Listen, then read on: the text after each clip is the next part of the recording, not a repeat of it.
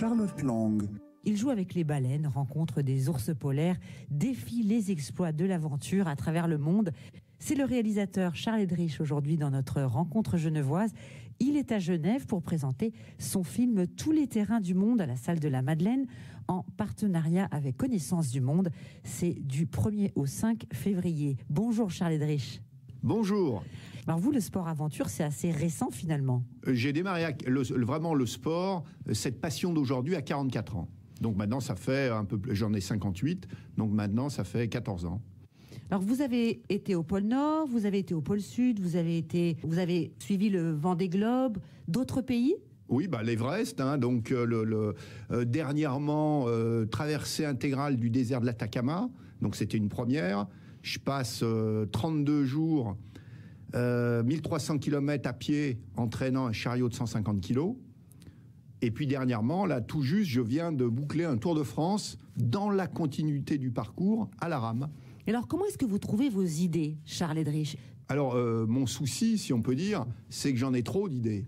Et j'en rajoute, il n'y a pas une journée où j'en rajoute pas quelques-unes. Comment elle vous vient, cette idée ? Ça dépend, c'est un mélange un petit peu de rencontres, de circonstances, de projets variés divers.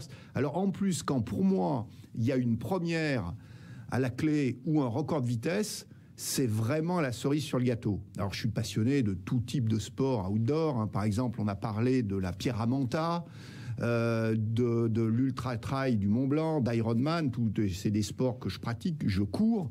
Alors, la Pyramenta, pour nos auditeurs auditrices, c'est du ski alpinisme. Voilà, c'est ça. Donc, c'est un peu, on va dire, la réunion annuelle de tous les meilleurs mondiaux, donc sur 4 jours. Donc, j'ai les projets en tout genre. Alors, souvent, j'hésite beaucoup sur la prochaine aventure, la prochaine expédition. Pour l'instant, il n'y en a qu'une d'expédition qui est prévue à date certaine.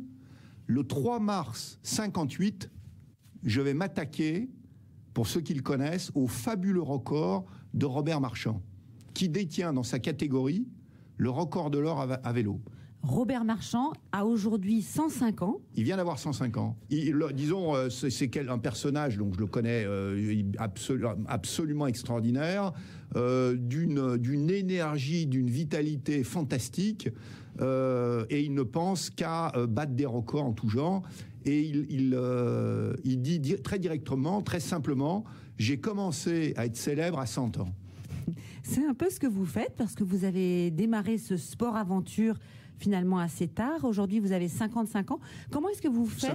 58. Comment est-ce que vous faites pour tenir aussi bien la forme ? Alors, un secret, quand je suis pas en expédition, très peu d'entraînement. Peu d'entraînement. Alors, disons, je fais quand même un peu de sport, mais pas d'entraînement systématique, de sport de salle, de course à pied à haute dose. Donc, je pratique des sports qui m'amusent, avant tout, comme le tennis.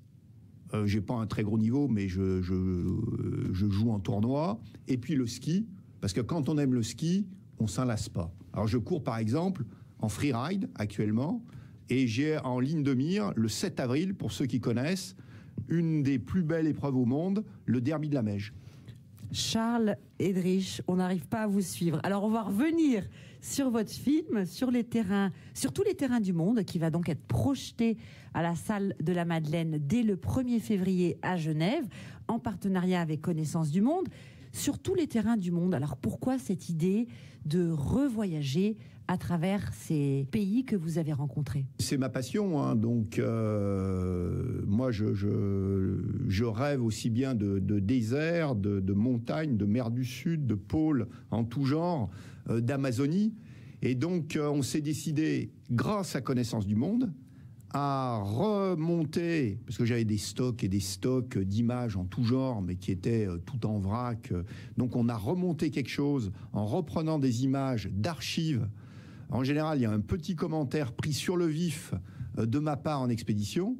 Et puis on a mis ça à bout, organisé tout ça. Et puis je commente toutes mes aventures en direct avec le public. Alors nous, à la radio, on est très friands d'anecdotes. Alors vous nous avez parlé de tout ce que vous faites, de votre passion du sport qui est très contagieuse.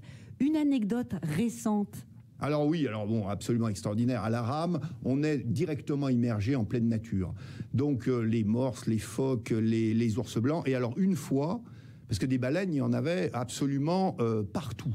Donc le souffle des baleines, soleil de minuit à ce moment-là, merveilleux. C'était donc, où là? C'était Passage nord-ouest. Ah oui, okay. Donc extrême nord, là j'étais à peu près à l'extrême nord de l'Alaska, quand je relie le Pacifique à l'Atlantique. Et il y a une baleine qui reste à côté de moi quelques minutes, elle passe sous le bateau et elle soulève le bateau.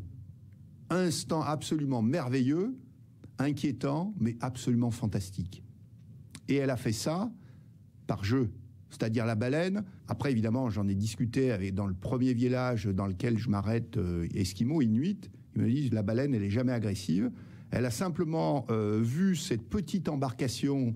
Mon bateau à rame fait 160 kilos. Et elle est venue voir par curiosité, pour jouer. Là, on sent l'aventurier, Charles Edrich, donc ça fait partie de cette passion. Mais le sport, comme vous le disiez dans les coulisses, reste la chose la plus importante.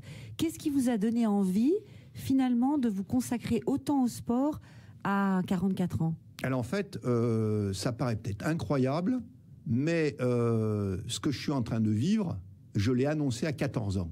Alors rapidement, ce qui s'est passé. Donc passionné de tennis. Donc je joue au tennis depuis tout petit. J'ai un petit niveau, je fais des tournois, mais très vite, je vois que je ne peux pas gagner Roland-Garros ni Wimbledon. Puis un jour, mon père m'emmène au sommet du Mont-Blanc à 14 ans. Et là, j'ai une révélation, je m'aperçois que je me promène et j'annonce à 14 ans à mes parents, à ma femme, on se connaît, on s'est rencontrés à la maternelle. Donc je lui dis, je serai au plus haut sommet de l'aventure. Et puis après, comme personne ne croyait à mon histoire, donc il ne faut pas oublier l'aspect argent qui est un point important. Donc ensuite, il fallait avoir l'argent pour financer tout ça. Et j'ai créé une entreprise, je l'ai cotée en bourse, je suis arrivé à la vendre à 44 ans et après je suis parti sur cette passion.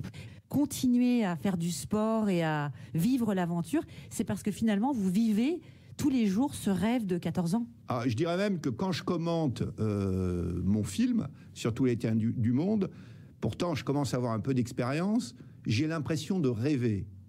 Parce que même dans mes rêves les plus fous, je ne pouvais pas imaginer avoir autant, on va dire, aligné, réussi à enchaîner autant d'aventures et d'expéditions. C'était dans notre rencontre genevoise le réalisateur sportif et aventurier Charles Edrich et son nouveau film sur tous les terrains du monde en partenariat avec Connaissance du Monde du 1er au 5 février à la salle de la Madeleine à Genève. Toutes les informations sur le site www.connaissancedumonde.com.